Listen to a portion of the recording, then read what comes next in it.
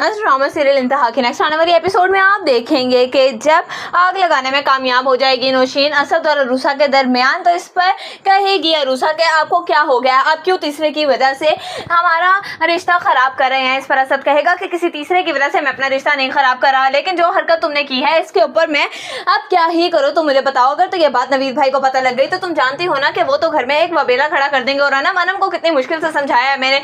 अब अगर तुमने कोई भी इस तरह की हरकत की है तो अब अनम को भी तो देखना ही पड़ेगा ना। हम लोगों को क्या करती रहती हो तुम। फहद के जरिए यकीनन अनम को पता तो चल ही जाएगा। उधर आप देखेंगे कि साथ ही अस्मा आ जाएगी और कहेगी कि तुम्हारे कमरे से इस कदर चीखने चिल्लाने की आवाजें क्यों आ रही हैं, असद क्या हो गया है। इस पर असद सारी बात जब अस्मा को बताएगा तो इस पर अस्मा कहेगी कि हाँ तो मैं जानती हूँ इस बारे में, बल्कि अरूसा को मैंने ही कहा था फहद से जाकर मिले और बात करें, क्या हो गया है तुम्हें, तुम क्यों लड़े हो, तुमने बताया नहीं अरूसा। इस पर अरूसा कहेगी कि वो मामा। इस पर कहेगा असद आप क्या कह रही हैं। इस पर अस्मा कहेगी कि मैं बिल्कुल ठीक कह रही हूँ, मैं नहीं चाहती थी कि मेरी बेटी का घर इस तरीके से बर्बाद हो जाए और मुझे अरूसा के अलावा कोई और समझ ही नहीं आया जिससे मैं ये बात डिस्कस करती। दूसरी तरफ आप देखेंगे कि जब ज़ैनब अपनी मामा के घर से वापस आएगी तो वो देखेगी कि यहाँ पर तो अनम का दिल तकरीबन अरूसा के लिए पिघल ही चुका है और शायद उसने उसको एक्सेप्ट करना भी शुरू कर दिया है। वो कहेगी अनम से कि अनम तुम्हें क्या हो गया है, तुम अपने दुश्मन से कैसे हाथ मिला सकती हो। इस पर कहेगी अनम के तुम क्या कह रही हो ज़ैनब, वो भी तो आखिर मेरी भाभी है ना। और मुझे लगता है कि शायद इस मुश्किल वक्त में उसको मेरा